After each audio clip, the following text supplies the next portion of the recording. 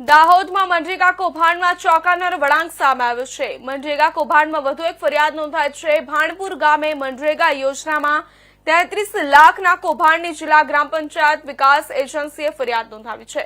મંત્રી બચુભાઈ ખાબડના મોટા પુત્ર બળવંત ખાબડની ધરપકડ કરી છે। મંત્રી બચુ ખાબડના પુત્ર બળવંત ખાબડની રાજ ટ્રેડર્સ એજન્સી પર ગેરરીતિના આરોપ ધાનપુર અને દેવગઢ બારિયામાં 71 કરોડના કામો માત્ર કાગળ પર બતાવી કૌભાંડ આચર્યું હતું। ત્યારે અગાઉના કેસમાં બળવંત અને કિરણ ખાબડને ચીફ જ્યુડિશિયલ મેજિસ્ટ્રેટે કોર્ટે આપ્યા હતા જામીન। ત્યારે નવી ફરિયાદ નોંધાયા બાદ બળવંત ખાબડની ફરી પોલીસ કસ્ટડીમાં, કિરણ ખાબડની પણ લબારિયા ગામના કેસમાં ગઈકાલે ધરપકડ થઈ હતી।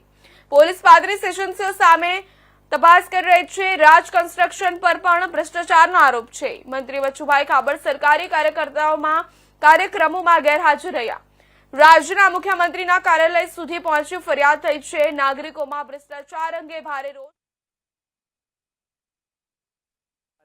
ડીઆરડીએ કચેરીના અધિકારી દ્વારા દાહોદ ટાઉન બી ડિવિઝન પોસ્ટે ખાતે ફરિયાદ દાખલ થઈ હતી, જેમાં ધાનપુર તાલુકાના ભાણપુર ગામના અમુક કામો કે જે ના કરાયા હોવા છતાં પણ પેમેન્ટ ચૂકવવા બાબતની ફરિયાદ હતી, જેમાં બળવંત ખાબડ નામના વ્યક્તિની ધરપકડ કરી છે અને તપાસ હાલમાં ચાલુમાં છે।